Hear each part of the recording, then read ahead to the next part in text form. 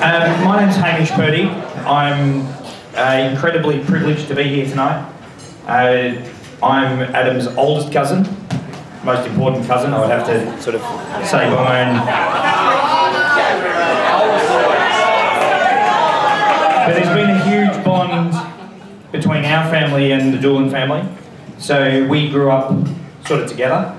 So obviously Adam, Lisa, Matt and Charlie with Nigel, Kim and myself, we had a great time growing up. So it's a fantastic and a terrific honour to be invited here tonight. We're incredibly proud of who Adam is. We're incredibly proud of Caitlin. We're sort of a bit worried about her taste in men, but apart from that, she seems to be a pretty good person. I was lucky enough to have a few days on holiday with Adam and Caitlin a year or so ago.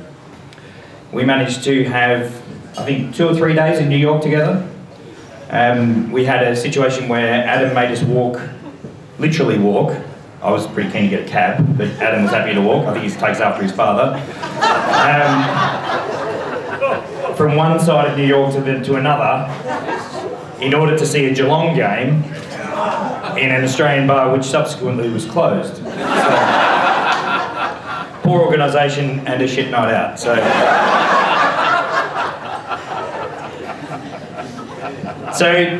fantastic, and thanks very much, guys. Really appreciate it. It's hopefully we can do a good job and help out for the evening. So to the first speech, pretty important speech, wouldn't you think? It sort of sets the scene for the whole night. Big job. Big job. Bruce Watson.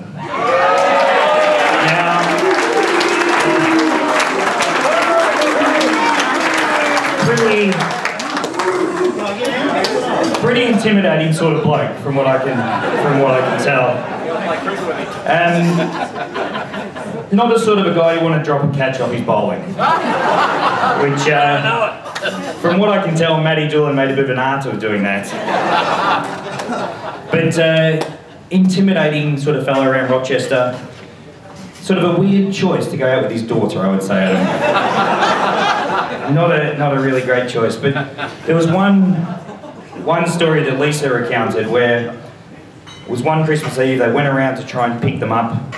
They went around to pick up Adam from Watto's place. And Charlie's a pretty strong sort of bloke. He's pretty senior sort of guy. He was too scared to park in the same street. So this is the sort of bloke we're talking about. This is the sort of bloke that Adam has chosen as his father-in-law. Okay, it's an impressive gig. So apart from that, he's a Collingwood supporter, so clap slowly, because he might not understand what's going on. This is Bruce Watson.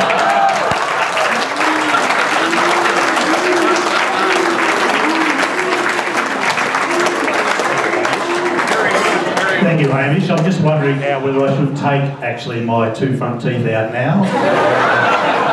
Where's your gold jacket? And you may or may not notice when Hamish started the speech there that the microphone occasionally cuts out. Apparently Phil told me earlier on that it's when there's someone in the room that's speaking a little bit louder than you. So Charlie, shut the voice up.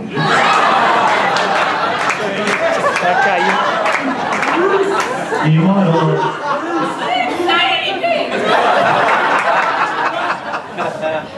Okay, you may have also noticed that the bridal group was a little bit late getting back, and apparently with the photos. Someone told me they went to Cadidia Park, but I've heard reliably from Glenn Anderson that they went to Victoria Park. Anyway, thank you and welcome. Thanks for coming along to share this, what is a really special day for Adam and Caitlin. Special thanks to Greg and Annette, who have accepted and welcomed Caitlin into not only her family, but her extended family so well, and we really appreciate that.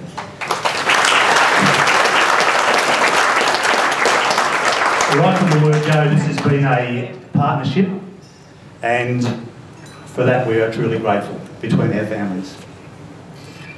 On a personal note, it's really great to see as a teacher, it's great to see so many ex-students from Rochester Secondary College. Possibly even half the room. And also not just those that were ex-students, but those that I've taught. And I need to look no further than maybe the main table here. I had the pleasure of teaching Caitlin. I taught Adam. I taught Bridget. I taught Casey. I taught Bridie. I taught Ash. And Cabot was in the room occasionally.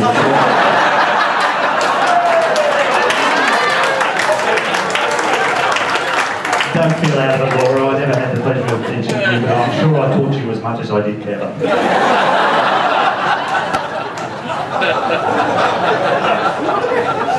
Caitlin was really the type of child that any father would be proud of.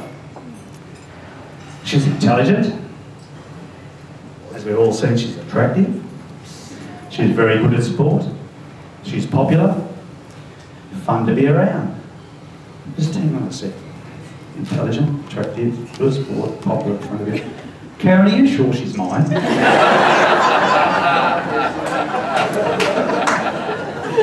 We were always going to have lots and lots of children. And then along came Caitlin. Caitlin was always of the opinion that was because we couldn't improve on perfection. Suffice to say, that's not entirely correct. You talking there, Churdy? It's starting to break up a bit.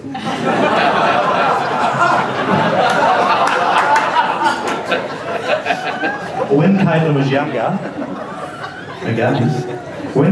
younger, we occasionally clashed. And people always said it was because we were so much alike. I never subscribed to that theory either. I'm not pig-headed. I'm not stubborn. I don't always have to have the last word. I'm always right. Am I okay? Yes? Obviously I say this in jest, as I'm constantly amazed at what a beautiful person Caitlin has grown into in so many ways. And I was very, very proud today.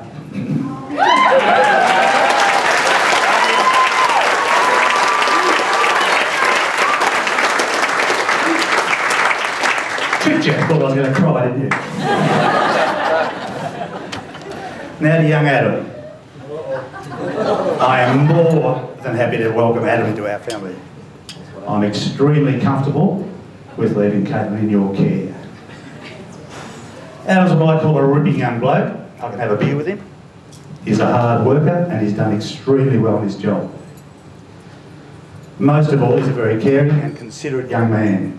It's breaking up again, Judy, I can't get this. And he always thinks of others' needs before his own. I guess it's a measure of my fondness for Adam that I'm allowed him into my home, an ardent, rampant Geelong supporter into my home, let alone anywhere near my daughter. Make sure you continue to look after Adam because I know where you live. Before I propose the toast, and I forgot to bring my glass up here, before I propose the toast, I'd just like to share one small story with you. And revolves around last year when Kate and Adam were engaged. It just so happens that we were holidaying at the time at Ocean Grove, and Greg and Annette were in Geelong. We decided it'd be a great idea to go out for dinner. Fantastic, had a great night out. Then just before we were about to leave, Greg dragged me aside and he said, "Bruce, do you remember what you said to me at our parent-teacher interview in 2003? And I wasn't too sure. I said, I just did a few maths and I said, right, been involved in education for 40 years, probably been in the classroom for 35 of those 40, probably averaged about 7 classes, give or take, per year, maybe 20, 25 kids in each class. 2 parent-teacher interviews per year, probably about a 50% take-up rate, so that's about 11,500 interviews. So I said, Greg, no, I don't remember the specifics. And Greg said to me, and I'm usually not short of words or I have a comeback, but I had no comeback, he said, You said to me and Annette that Adam could do a lot better. He followed that up with, do you still think he could do a lot better?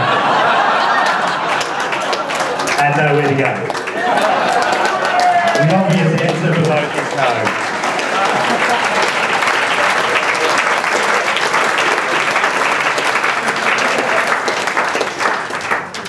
So, ladies and gentlemen, family and friends, let us raise our glasses and join together in wishing Caitlin and Adam every happiness. I give you the toast to the bride and the groom.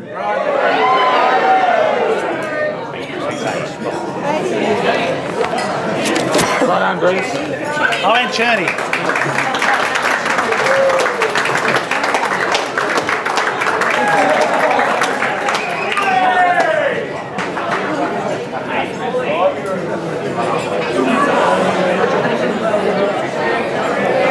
So it's going to be a bit simpler, isn't it? For all you Rochester cricketers, it's going to be a bit simpler when he gets one to nip off the seam to the right-hander, he nicks it, someone grasses it in the slips, and he comes and gives you a spray and you go, well, I saw you cry at the wedding. So, the next speaker is a very important man in my life. And there are a few character flaws that I think we should just explore, for a moment. The first thing is, Greg's not overly free with his money. If you've ever been on the receiving end of a phone call from Greg, good luck, because he doesn't make that many phone calls.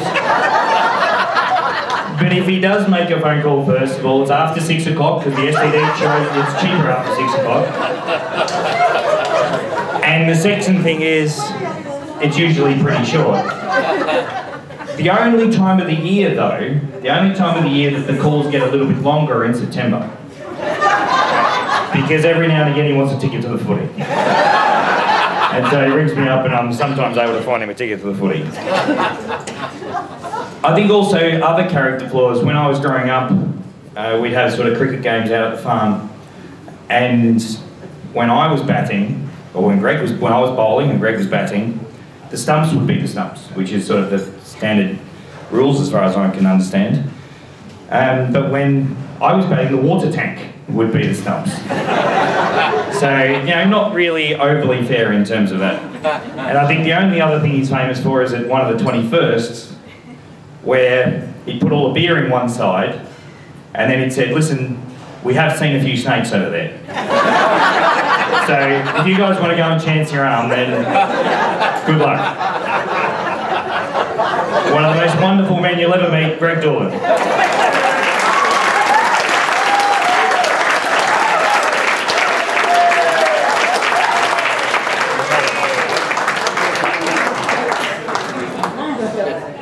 Yeah, on behalf of Annette and myself, I'd really like to welcome you all here tonight, especially our three grandmothers. Mum, I hope you got your hearing aids on, have you?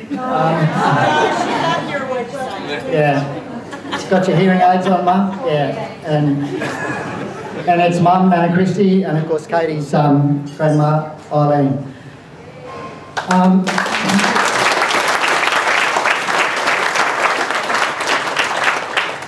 I think I'll start my speech the same way as I did with my daughter's wedding, Lisa's, so that's 6 or 7 years ago. That I'm very proud of Adam.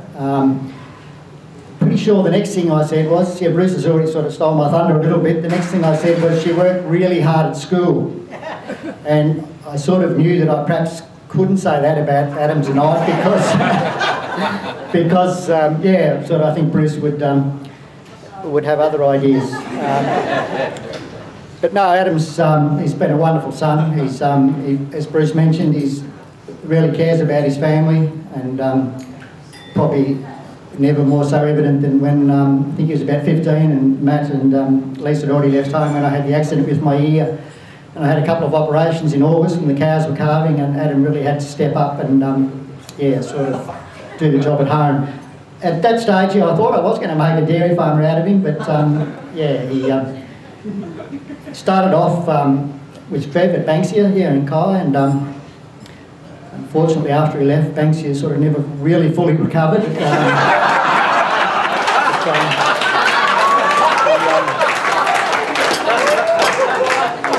got, like the other measure, he's got so many really good long-term friends that he's had.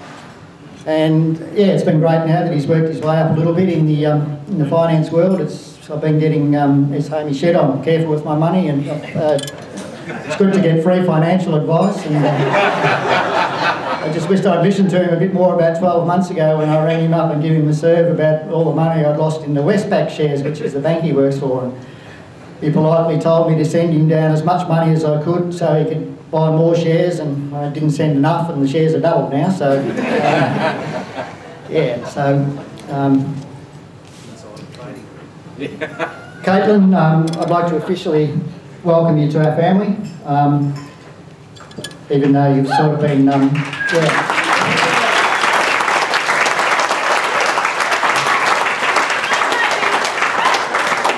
you've probably been part of our family even long before you realised yourself. There's just a couple of stories I would like to say, and I haven't checked with my wife whether I'm allowed to tell these, but I'm going to anyway. When Adam turned 18 and got his first car, he, I think a lot of mums and dads do this, it was in our name for insurance reasons, and because I'd given him a lecture about how easy it is to get your licence, but it's sort of hard to keep it and not to speed and all of this. So a few weeks after he gets his licence, we get, and it's good when it's in your name because you get all the literature in the mail from your kids, you know, when they've done the wrong things. So we get a speeding fine in one of the streets in Bendigo near the racecourse, exceeding 63. He was doing 63 in a 60 zone, and it was an $80 fine. Well, I sort of was a bit disappointed and let him know, and I thought he wasn't saying much, and I was carrying on and said, you know, that's a lot of money, and he, I sort of kept it up for a while. I was really only joking, but I just did want to get the point across that he should learn his lesson. And apparently Adam was, even back then, was quite loyal to Caitlin. Apparently this was long before they were, as someone mentioned before, they've been really good friends since she was 7, but this was before they sort of started dating, and Caitlin was ferrying the boys to and from the Bendigo Cup Day, and it was, Adam sort of half said to his mother one day, look, it wasn't even me, Mum, it was Caitlin Watson.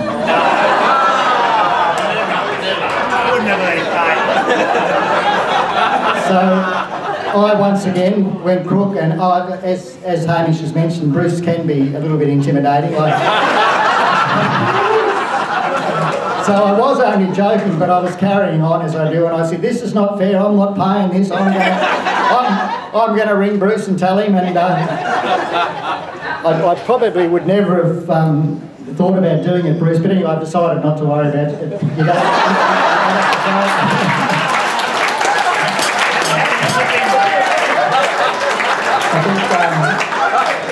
I think the $80 is going to turn out to be a pretty good investment.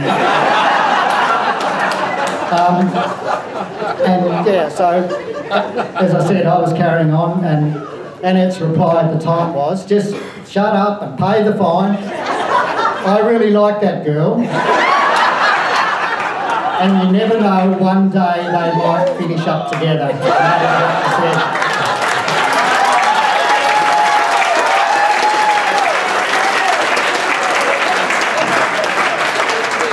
And then 6 or 7 years ago at my daughter Lisa's wedding, the older 2 boys didn't have partners, or actually none of the boys had partners, so Annette in her wisdom decided she thought it'd be nice if the boys had partners for the wedding. So she arranged one for the youngest one, Carl, had a nice little girl from school, but that, well, don't worry, Nick, it was just she started suggesting that Adam ask Caitlin Watson, even though Adam said to her, look, she's already in a long-term relationship, and Annie said, that doesn't matter, she might come. And of course Matthew, I'll just mention this, the oldest son, he was, I think it was more so Matt, yeah, they were giving Carl a fair bit of stick and saying, what are you doing, Charlie? Like, you don't need a partner, they'll spoil your night. You've got to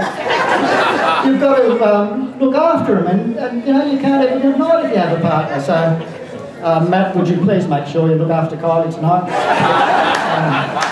Yeah.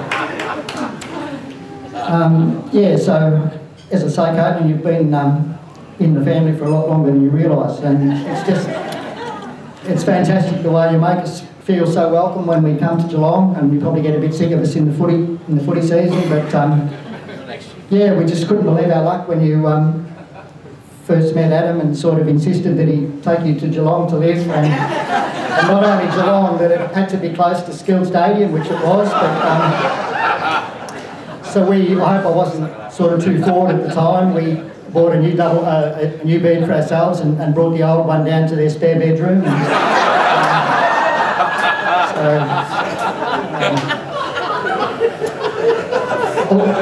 Also too, along with your parents, the help and friendship that you show to Lessa and Chris, my daughter and son-in-law, and their kids, it's really, yeah, it just really makes us feel good, Katie, and I hope that one day they can sort of return the favour for you.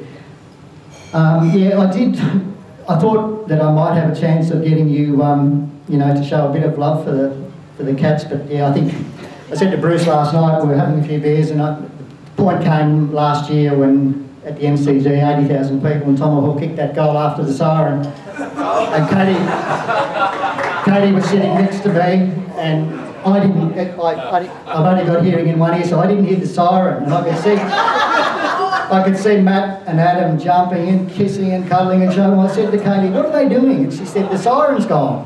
So then I started cuddling her and getting all affectionate, and she showed no signs of emotion whatsoever.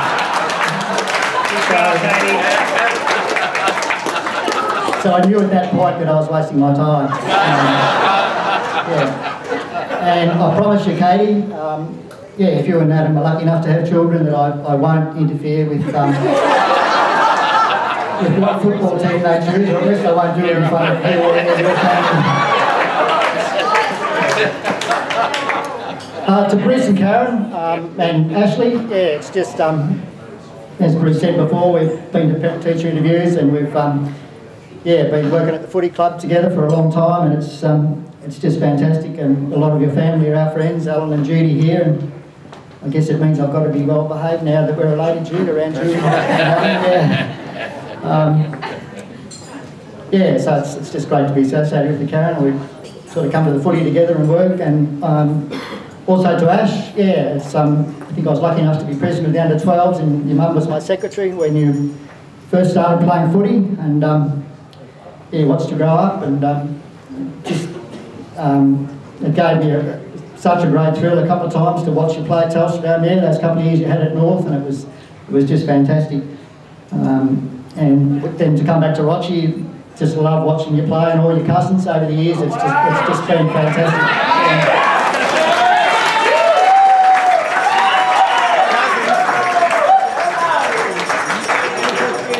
And I'd like to wish you and Eliza all the best for your future. And finally, yeah, I'd just like to mention, as Hamish said, he's the first grandchild for Mum and Dad, and he has really been a leader and an inspiration to a lot of our kids, and he's helped them. And he's lives in London now, and him and his wife and kids was to come a few days ago and stay for his brother's wedding in a fortnight, but something happened and he flew in this morning, and he's flying back out tomorrow. It's just amazing. I've got a couple of close friends here. I've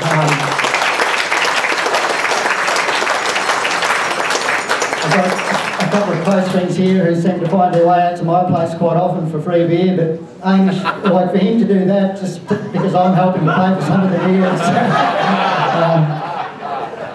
And I just really don't know how you're going to focus at work on Monday, mate, but I was just thinking, being a long-term staunch Bombers man, yeah, like you may be able to call into the pharmacist at Winnie Hill and get something to give you a pep up to make sure you make it. So just in closing, I'd like to really hope you all have a good night, and Adam, Katie, yeah, I'd just like to wish you all the best, and yeah, just work hard at it and have a good. Thank you.